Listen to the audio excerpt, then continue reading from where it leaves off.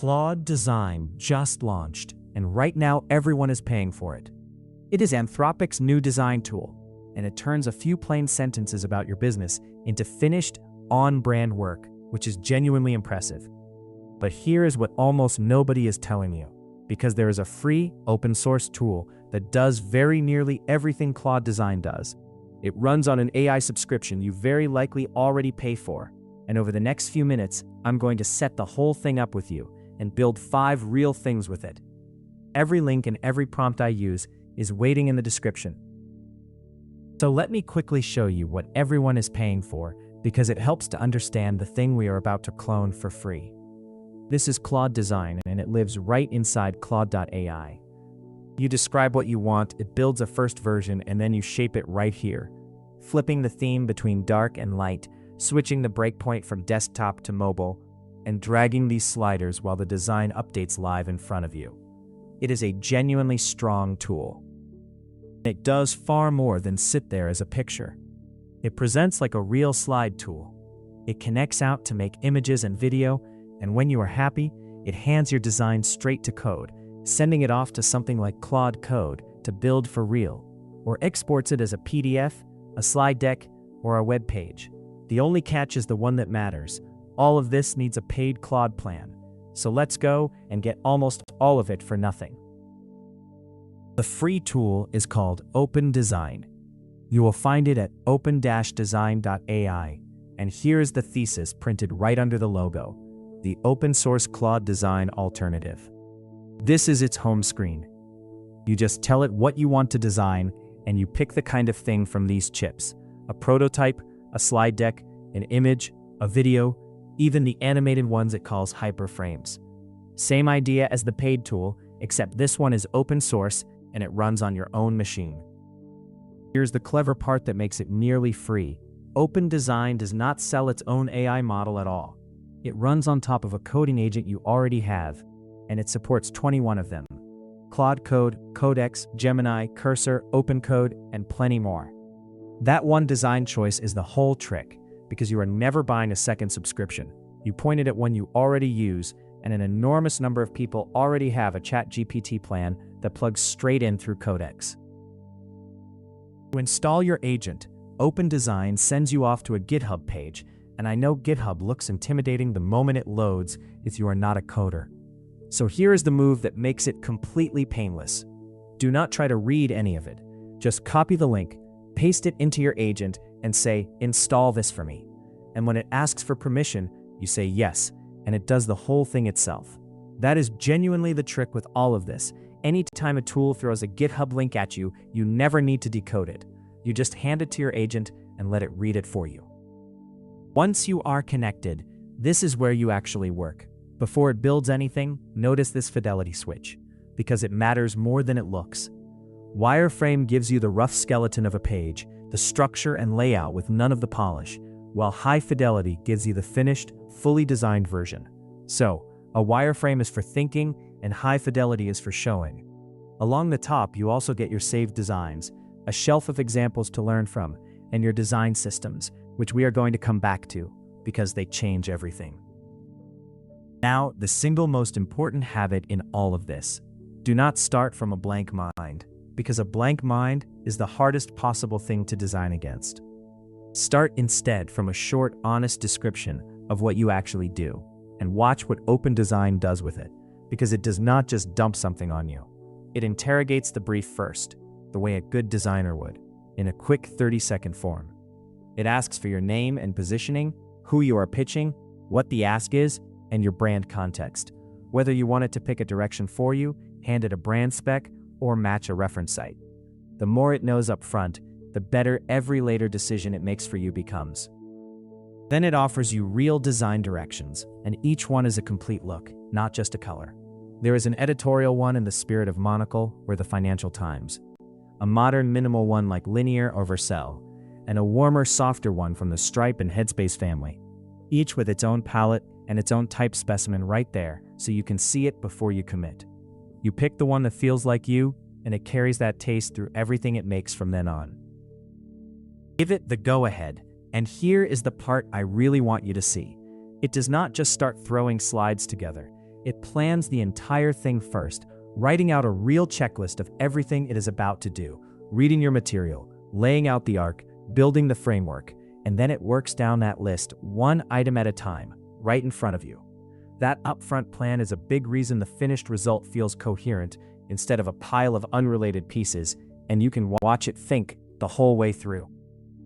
A minute or two later, from that one short brief, you get a finished deck, a proper multi-slide presentation, a cover, the problem, the solution, how it works, all laid out and sitting right here in preview, ready to go.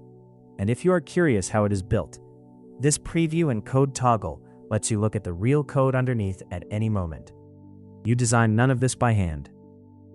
This is not a static picture you sit and stare at because it genuinely presents.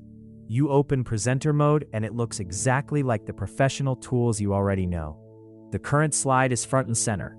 The next one is queued up beside it, so you are never caught off guard. There is a live timer running, and there is a speaker script panel underneath, notes written for you, so you always know what to say out loud, from a short brief to something you could walk into a room and present. It is not locked to big screens either. Ask it for a mobile design and you get a proper high-fidelity prototype, several phone screens laid out side by side, fully designed and tappable, so you can see exactly how the thing feels in someone's hand long before any of it is actually built. Now suppose something is slightly off and you just want to fix it yourself. You can click straight into any piece of text and change it by hand.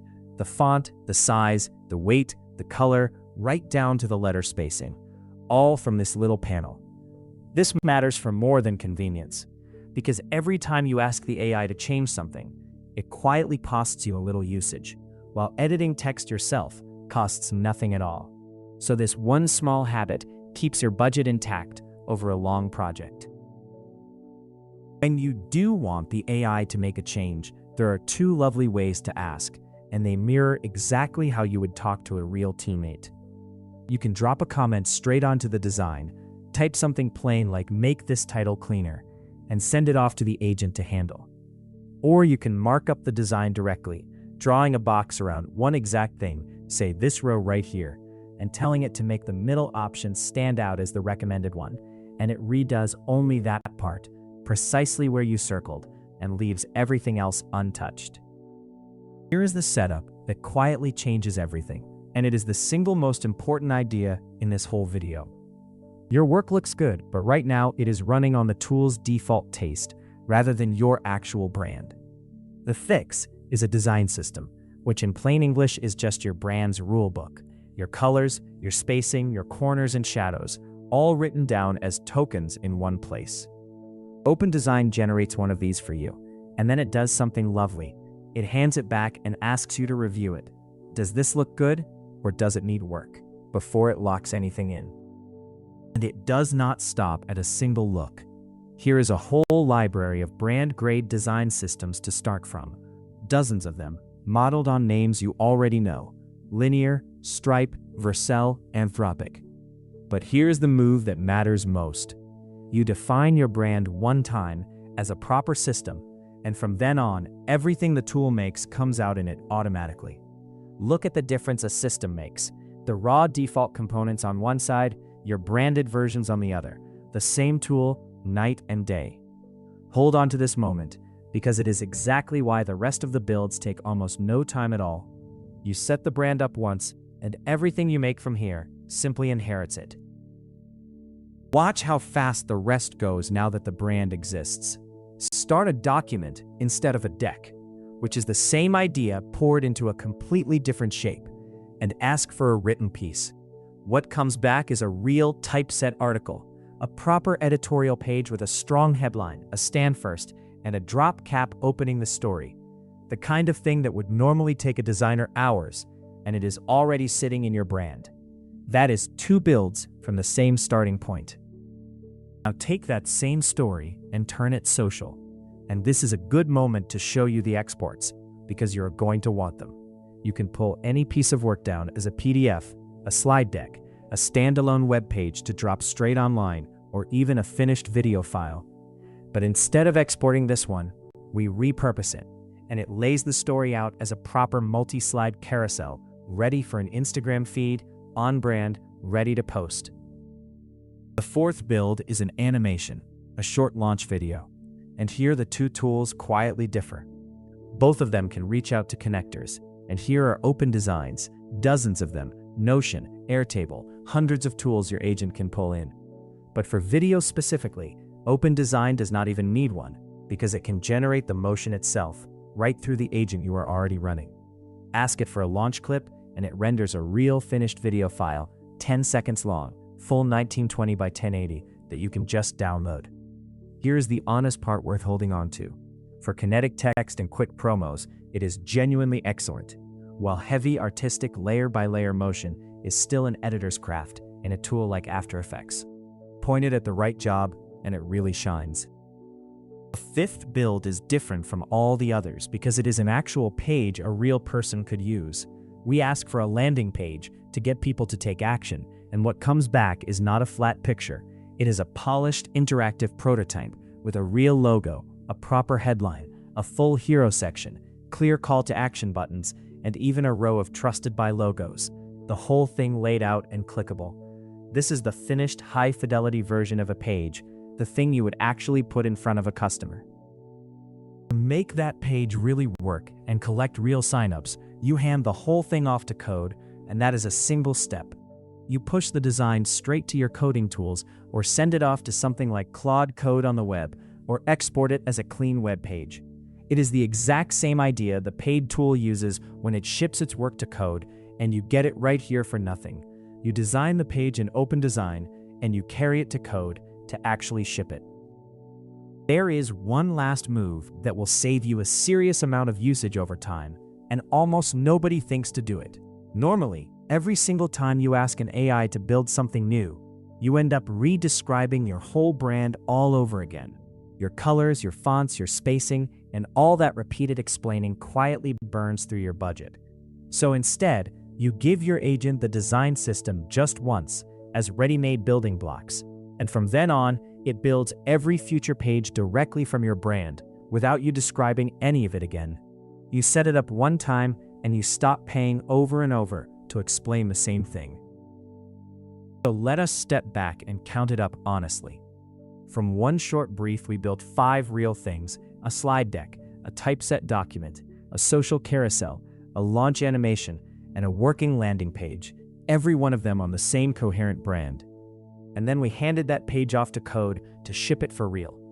And we did the entire thing inside a free open source tool running on an AI subscription a lot of you already pay for, while everyone else is lining up to pay for the version behind the wall. This is exactly the kind of build we care about at Repay Media, the quietly practical stuff that makes you genuinely more capable at your real work, rather than just impressing you for 30 seconds. If that is what you are here for, go ahead and subscribe, because the next one is already on the way. And every link and every prompt from today is waiting for you down in the description.